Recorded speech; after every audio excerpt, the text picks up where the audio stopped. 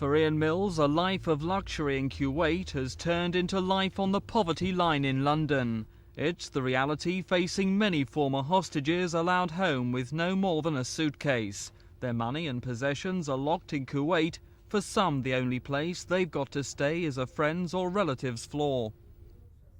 Well, sleeping on the floor doesn't matter. That's not the problem. It's just little things. Like my wife would express it, it's a bit annoying never having anywhere to put your toothbrush. You've got to carry your toothbrush around because you're not sure where you're sleeping that night.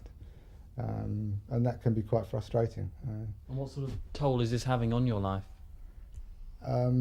Suffice it to say, it's tearing me apart. I am aware of the fact that it is making me mentally very unsettled, which obviously makes it more difficult to get a job, which is like a vicious circle, because as soon as you've already got any problems, it makes it more difficult. Our investigation found the Bell family typical. Before the Iraqi invasion, families like the Bells earned up to £40,000 a year tax-free. Their housing was free, so was education.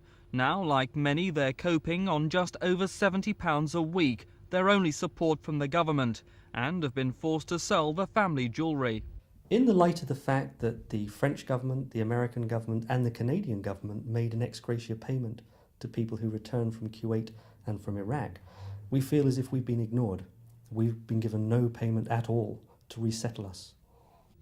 Now the former hostages are setting up a new group to offer advice and support.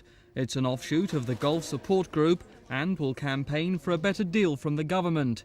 It's hoped all those who were held in the Gulf will attend the first meeting on Saturday. None of us want charity, but we do need support and help.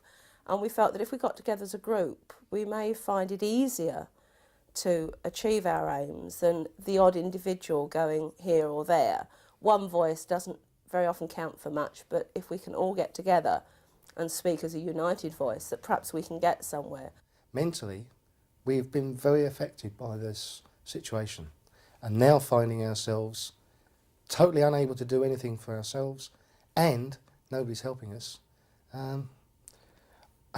I don't cry, I'm not that type, but I get close to tears sometimes thinking of what am I supposed to do? How can I do anything? I need some help from somebody. We've made every possible provision. We've met every plane as it's come in. People who have arrived stranded with nothing have been assisted there and then. People who've had to travel to get home have been assisted. People who've needed resettlement loans have got them. People who satisfy the normal criteria for income support have got it. And not only that, but we've requested all our officers to deal with this situation extra quickly and sympathetically.